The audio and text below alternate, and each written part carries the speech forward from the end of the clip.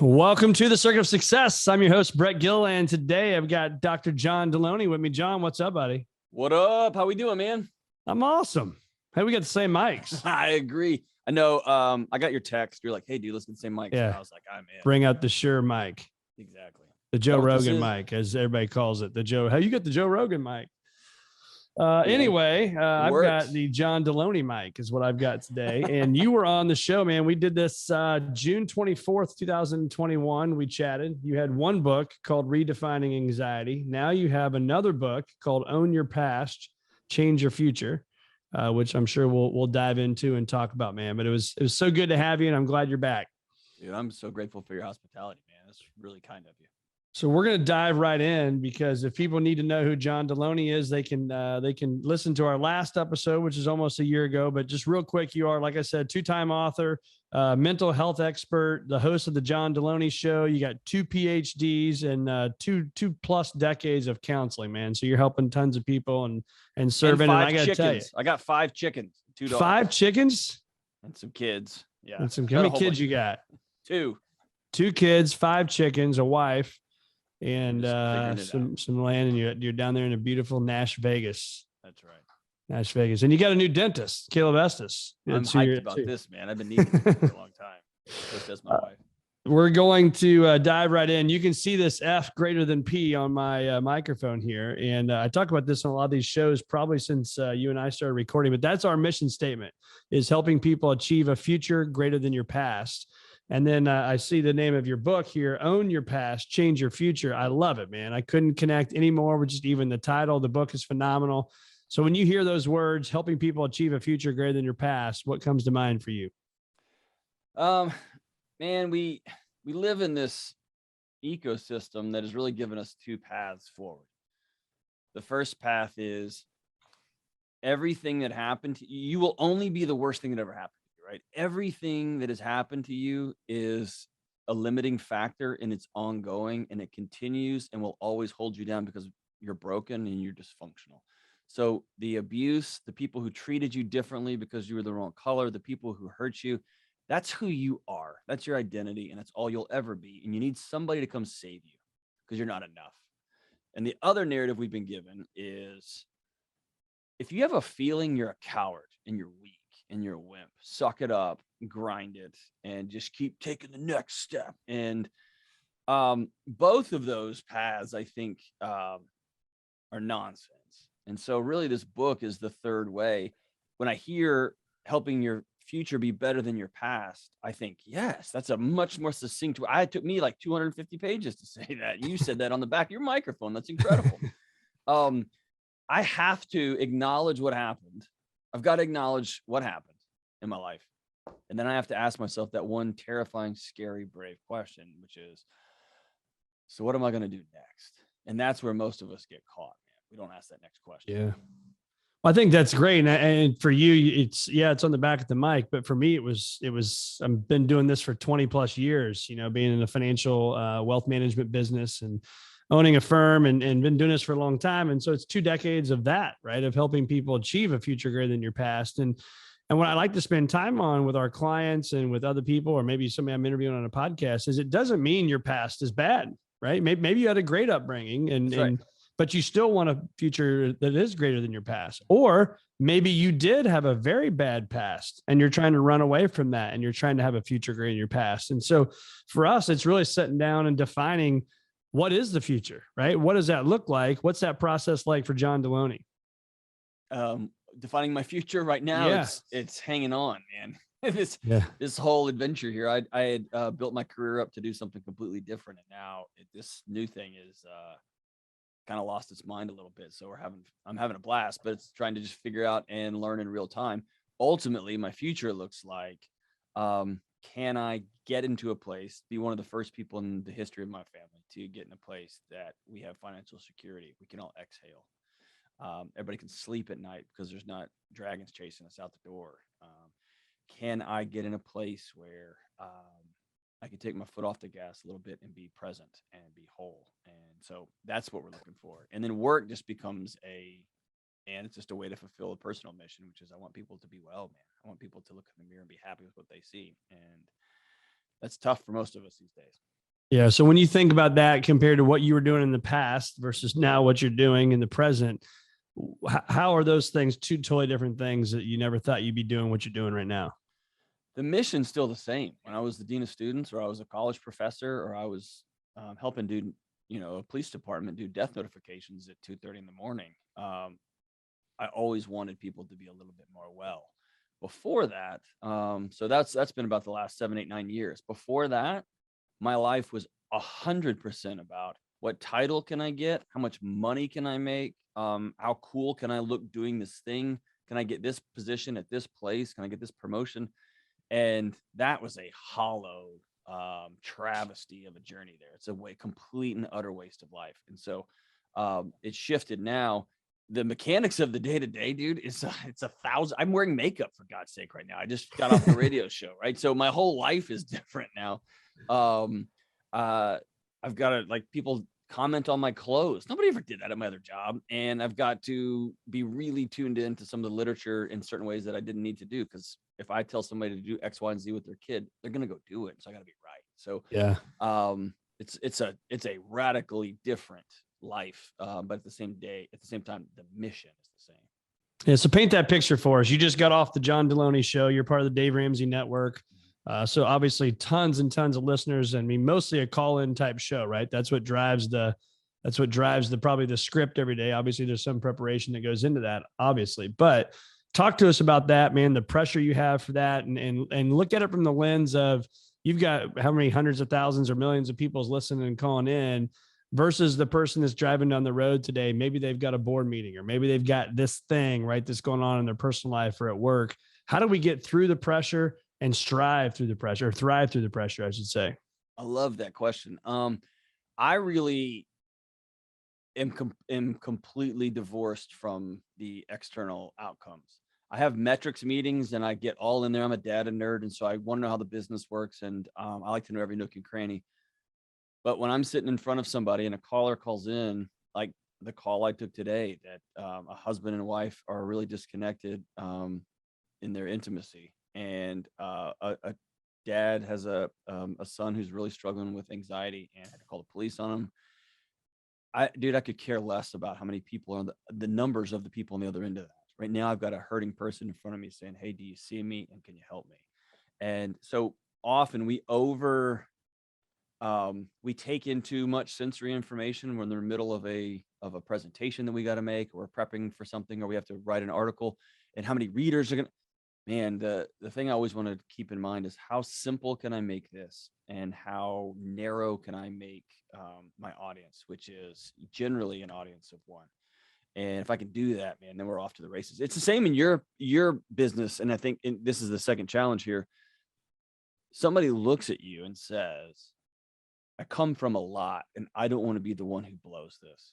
How do I manage my money? Or I came from nothing and I've scratched and clawed my way to a little bit of something. Help me pass this on to my next generation. And here's the thing, you give them wisdom and advice and they go do it. And so you better be right. And I didn't recognize that when I was, as a college professor. Nobody listens to what I'm saying. I tell kids to do stuff all the time. Nobody listens to me.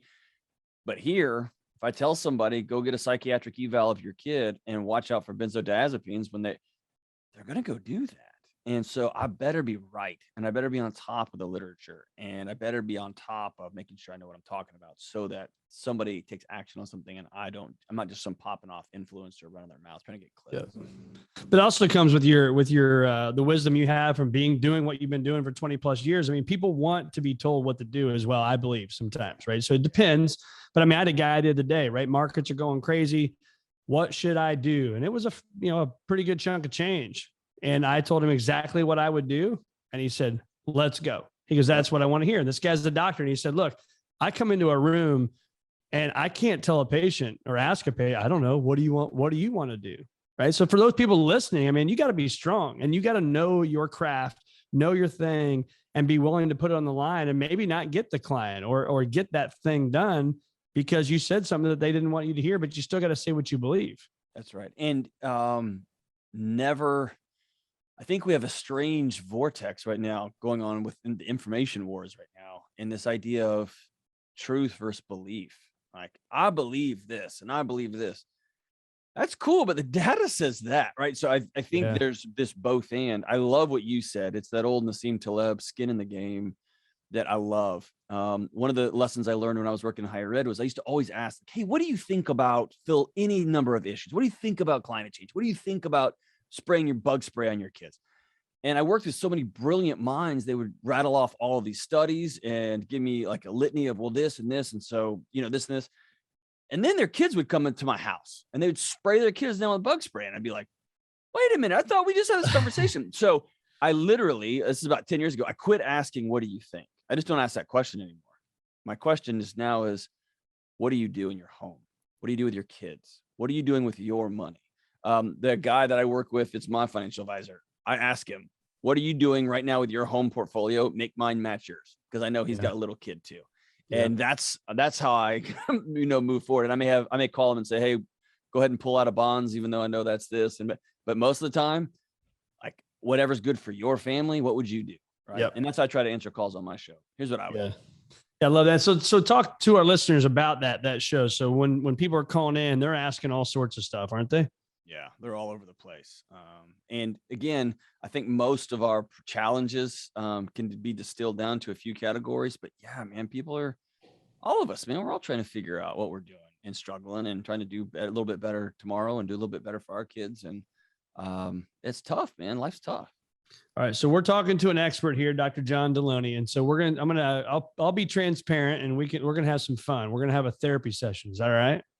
Yes. I'm not a therapist, but I'm a pretend podcast. Pretend therapist. You're a podcast therapist with 2 PhDs. I don't have any PhDs. They don't let guys like me get PhDs, but let's talk about building habits, man. I love this topic, building habits, your mindset, your money, the things that we talk about, but building habits. How do we build better habits when we know what's right for us? And so here's where I'm going to be transparent. I know that eating healthier for me is better than not eating healthy, right? Yet I walk across the street today and I grab a nice pulled pork sandwich, phenomenal stuff, Sugar Fire, give them a shout out, phenomenal food. But instead of, I get me a side salad, but then I had to add the corn and all the stuff that they've got all sorts of goop into that everybody loves. So I know that probably wasn't the healthiest choice for me. So I got to build a better habit. How do I do that? So we're going to pull you apart here. We're going to pull me apart right here. Let's go. All right. So I think problem number one is we spend way too much time focusing on the thing, on the behavior that we want to change. We get really obsessive about, I want to eat different.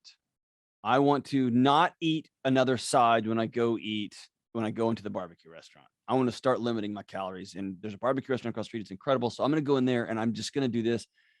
I'm just going to get the sandwich. That's it. I'm not even going to eat the bread. I'm just going to get the meat because the meat's so delicious. And then, God, it's fine. I'm so tired and I'm exhausted and sleep well. Get the corn.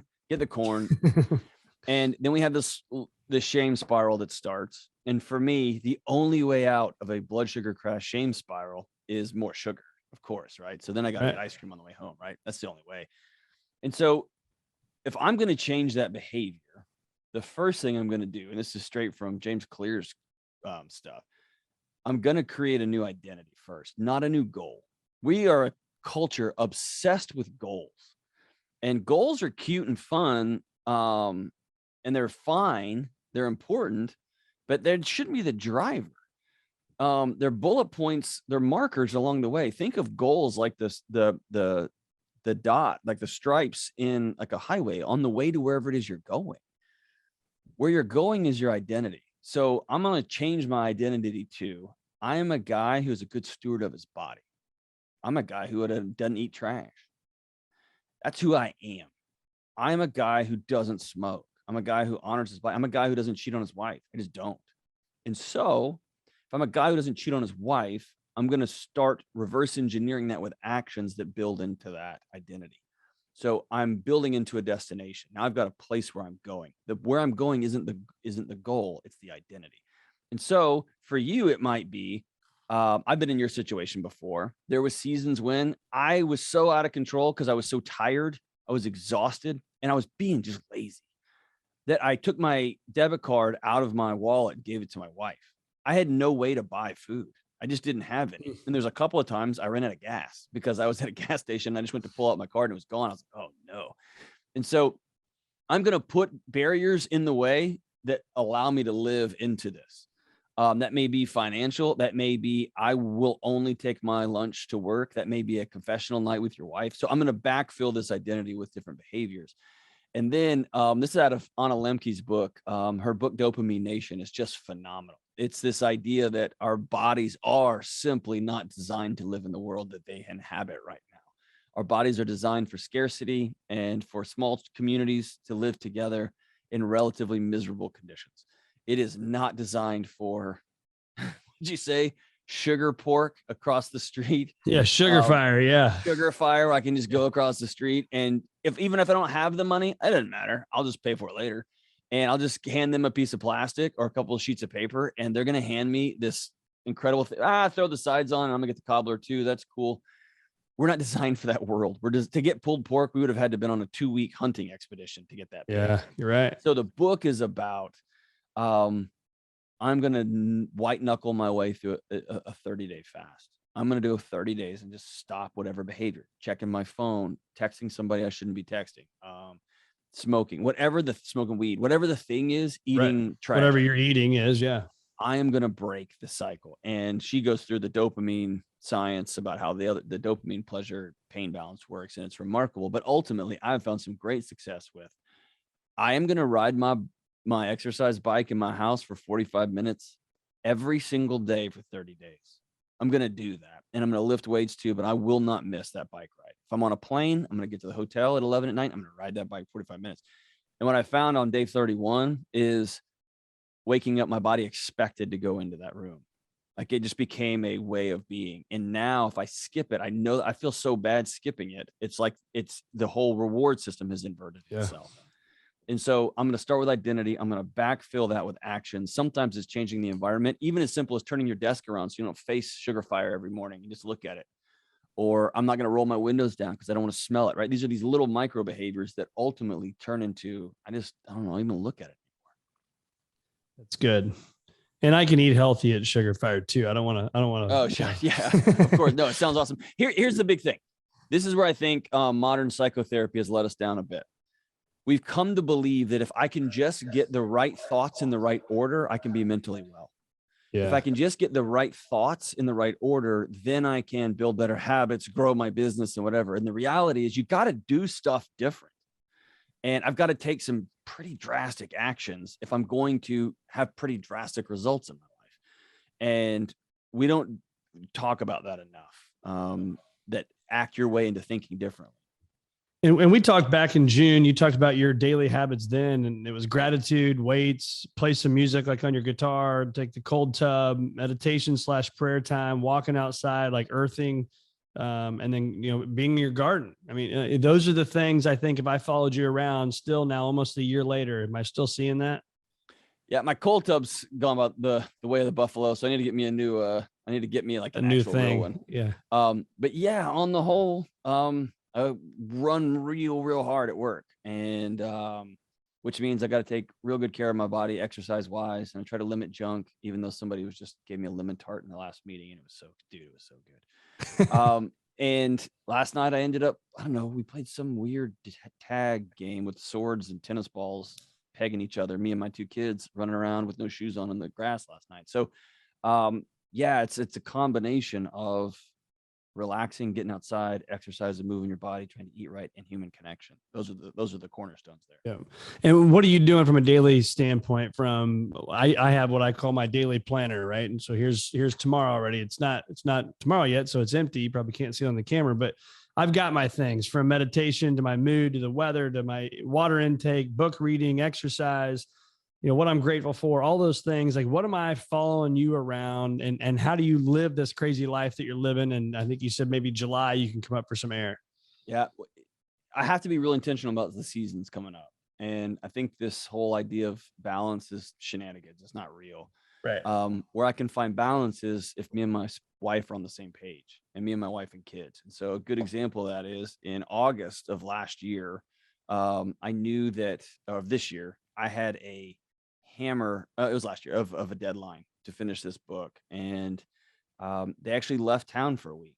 But in that August, that August, we sat down and said, all right, here's what the next 7 to 9 months is going to look like getting this book out. It's going to be a wild deadline, and then it's going to be a crazy season of editing, and then even a nuttier season of media. And then I'm going to be on the road pushing this thing. And come June, we're going to slow down a little bit. And come July, you and I are getting out of here.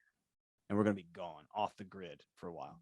And the kids, hey, we're going to be off the grid for a while. And so anybody can do anything for a long time if we set that up. We just have to say, okay, here's the season. What I would have done in a former life is just enter into writing a book, and then all of a sudden it gets busy, and then all of a sudden and we never talk about it. And then my wife all of a sudden isn't seeing me that much, and she's like, well, I guess it's just my life. And I think, man, my wife's all grumpy now. I guess it's just my life. And all of a sudden we wake up and we're 55 and we're sharing a bed with each other, but we don't know who each other is anymore. Yeah. So now it's about intentionality. Usually I don't have one today. Usually I carry around a note card. Yours is way more sophisticated. I just get a note card and write down what I have going on the next day. And I carry that note card around with me and just mark it off. It's a pretty lo-fi way of doing life. And then when it comes to morning routine stuff, I've gotten over the last 3 or 4 years, I've gotten so in tune with my body. I'm pretty good about knowing when to go and when to go and when to go and then when to quit. One of the things I have added in is at the recommendation of Dr. Peter Tia's work is I've added much more zone 2, which is 45, 50, 60 minutes of 30 minutes sometimes of usually riding a bike and at a pace that I can keep a conversation going. And it's a restorative exercise for your body. And then I go pretty hard on some other days. Yeah. And that's key. I think I'm going to go to that in a second, but you made a point here just a second ago. You said your note card, marking it off. I think for people that don't, I've not been a long-term, guy that's marking stuff off. I was trying to keep it all in my head. But I think as you get busier and there's more things going on in life, man, you can't remember everything. No. And there is power though in marking it off. Yeah. There's a power in achievement. And if you have a significant depressive disorder and you get institutionalized, you get hospitalized, one of the mainstays moving forward is little wins. Today, what we're going to do is you're going to get out of bed and you're going to put on some lipstick and you're going to lay back down. Or today, what you're going to do is you're going to get out of bed, you're going to brush your teeth and you're going to go back to bed. And what we're doing is we're just building these little bitty wins, and they build on themselves over and over. And they're as simple as taking your note card out or whatever app you have, whatever it is, and drawing a line through it and saying, got it. And I can't use my phone generally because it's an addiction machine. And I know if I open that thing up, I'm going to be down a rabbit hole of some sort. So I keep it on a note card because I can't control myself. When you're in somebody else's agenda. And somebody else is designed. I mean, that box is designed for other people to make money off of me. And so I just need to know, I don't need all that. I just need to know what I need to do today when I need to be where. So I'm going to put that on a note card and put it in my pocket. How often are you looking at your vision? Like where you want to be 3, 5, 10, 30, whatever, how far your vision is. How often are you looking at that? How honest do you want me to be with that? Very honest. I've gotten to a point where I don't know that I fully am invested in that type of finality. Here's what I've seen working with business leaders for years. They get a goal in mind. We're going to have $100 million in sales by the end of this year. We're going to have 5,000 students by the end of this year. And pretty early on in Q1, man, we have a deficit of some sort. Q2, that deficit either shrinks a little bit and everybody starts patting themselves on the back and they take their foot off the gas a little bit, or it grows a little bit more. Q3 becomes a quarter of explanations, excuses, figuring out ways to cut corners, figuring out ways to change numbers. And all of a sudden, why you're doing what you're doing, who you're serving with what you're doing goes completely out the wayside. And then it becomes this manic obsession with making this vision a reality. And I've just seen leader after leader after leader crash at the cross of their own vision that, by the way, often didn't even exist, wasn't even real. And so for me, my vision, if you will, comes back to, am I helping people be a little bit more peaceful in their life? Am I helping people do a little bit better in the day, be a little bit better parents, a little better husbands? And so the reality for me is, if I got fired today, that would be awful. The money's great and the job's great and I get to work in the air conditioning. That'd be awesome. Then I'd probably go back to being a college professor or I'd go back to being a high school teacher. I did that for a few years. I loved that job. I was a basketball coach. That was so fun. And my job would be about, my life would be about helping people do a little bit better. And so my vision for myself really is less about professional, less about accumulation, and more about who am I going to be wherever it is that I am. Yeah. Hope that makes sense there. Well, it does. And I'm going to go back to this. We're going to go back into my therapy session here. And so I came from an environment that was very sales driven, had to have this vision, these things, right, to survive and be successful. And then when we started Visionary Wealth Advisors eight plus years ago, you slowly start to get away from that, right? So we're not a sales culture. It's a helping people achieve a future greater than your past culture. And it's crazy because what you said, I mean, you could have knocked me over the feather there, because I beat myself up over the fact that this massive vision, this 20-year vision, 10-year vision is not there, because I'm so focused. And I think our team and our advisors are so focused on this mission right here, helping you achieve a future greater than your past, that it's about that, right? It's about building the platform for our advisors that they can go out and deliver to their clients. And if we can do that every day, we're going to wake up 5, 10, 15, 20, 30 years in a better spot. Right. Yeah, what's that old Zig Ziglar line? If you help enough people, money takes care of itself. Right. Yeah. If you help enough people get what they want, you'll ultimately get what you want. Right. I can't think of something that has more wisdom to that. Yeah. A good corollary is in higher education, where I come from. You used to have a group of faculty members who were teachers, and you had a group of faculty members who were scientists. And the scientists, like, we all pitched in through our tax dollars to support local universities. And that was a great, wonderful thing. We got untold discoveries out of these. We all pitched in a little bit on our tax dollars, and these scientists were writing studies about discovering medicine and new ways to build bridges and new ways to do roofing, all kind of cool things. Yeah. And then the field shifted ever so slightly to the professor's job was graded on how many publications they got. And so now the incentive is less to spend an entire lifetime creating great knowledge or great science. And it was, I got to get some more articles out. And now several major fields have some really challenging ethical dilemmas ahead of them, because these studies that came out that were so sensational, that got somebody a lot of press, all of a sudden was have not been able to be reproduced. They're being discredited, right? So why'd I tell you that? Anytime you take your eyes off, who is the person I'm trying to serve? Who's the person? And I don't care if you're making tires, if you do oil changes, if you are a surgeon doing brain surgery, or you're a financial planner, that your eyes always have to be on the person that you're serving. You do have to have some sense of, like, how big can we grow this thing? We've got too many customers. Sure. We don't have enough to keep the lights on. There is a business realities. I'm not Pollyanna here.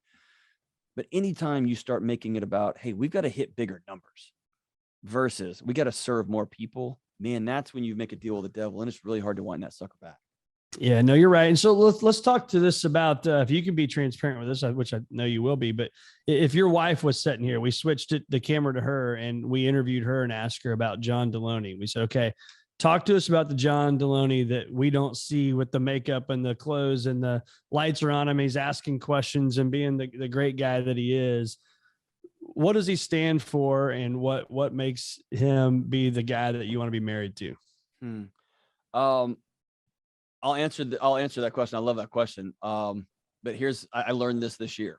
During Christmas, my family was over. It was just a stressful Christmas. And we had a house full of people, and it was day 2, day 3, day 5, and all kind of stuff going on. And I was feeling awful. I wasn't feeling good at all, but I had to get that workout in, because I have to keep this smoking hot facade. And I'm being facetious here. So that my wife would still doesn't just happen, does it? It doesn't just happen. Not at this level, brother. Right. Such an idiot.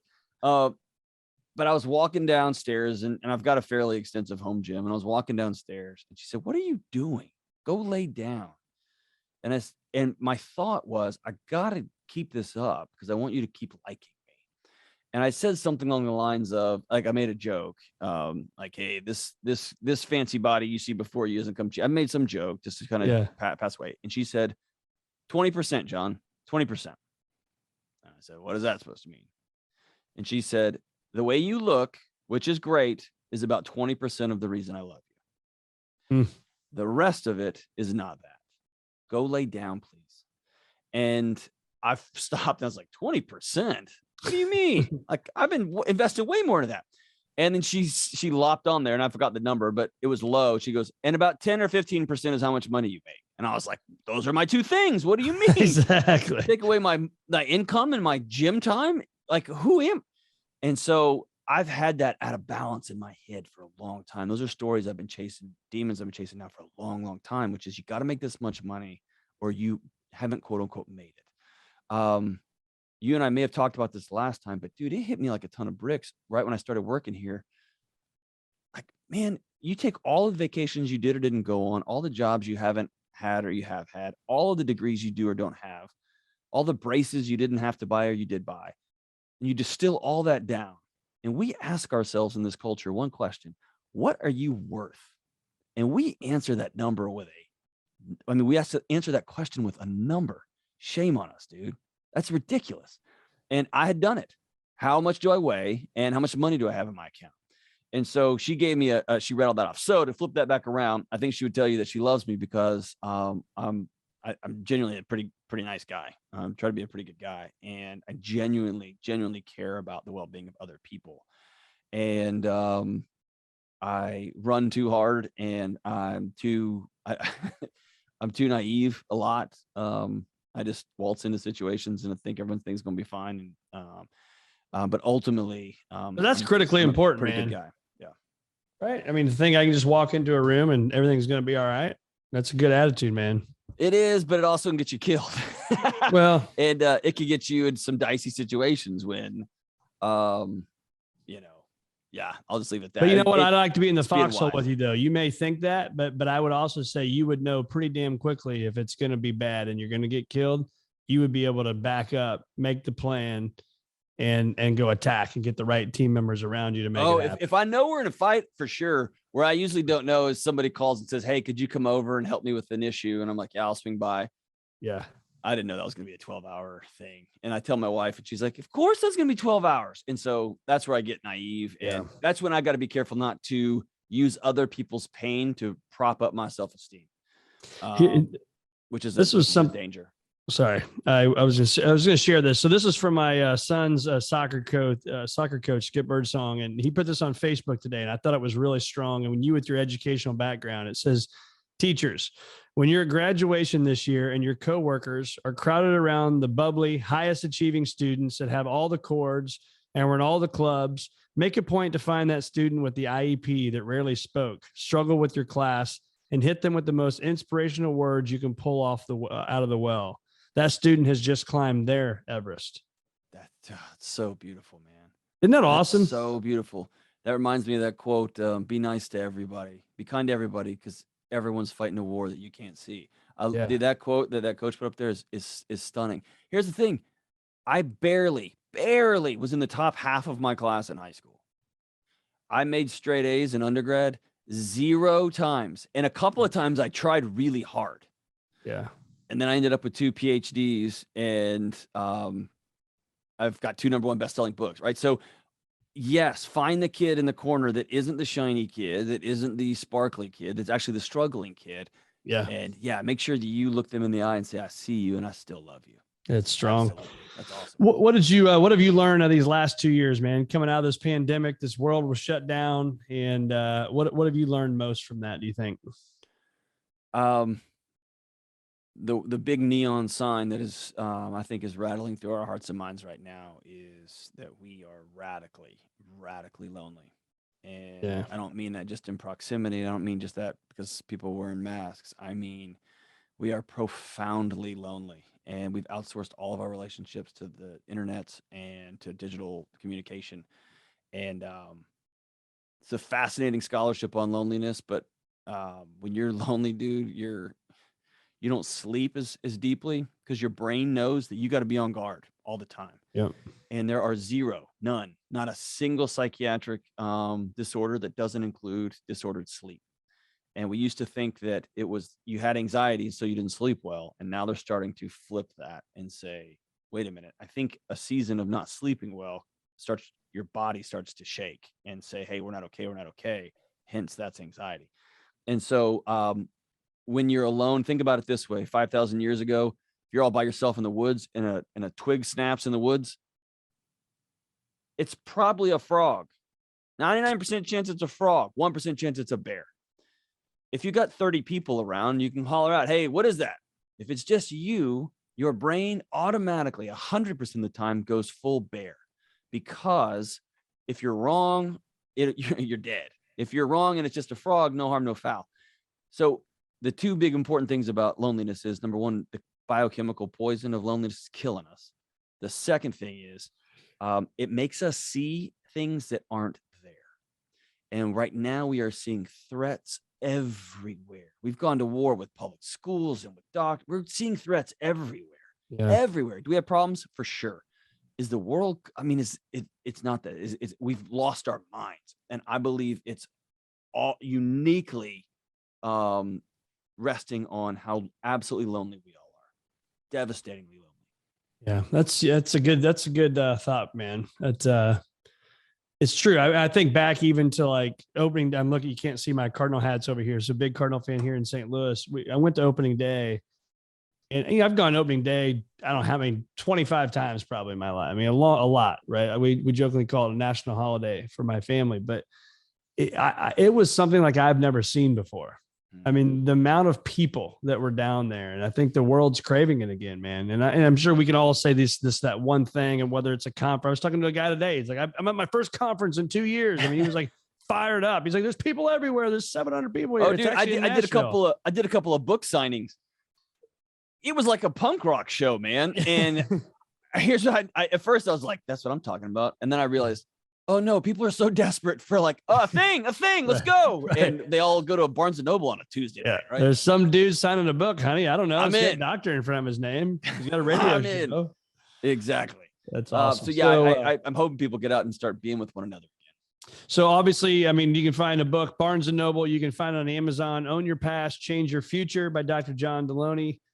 Check it out. Also check out Redefining Anxiety. I'll end with this, man. I ask everybody on this show about fears, and we're not going to go into this, but I always say, how many of the fears blow up to the magnitude you put them in your mind to be? It's almost zero, right? And I've been saying this now for 5+ years on this podcast about your fears.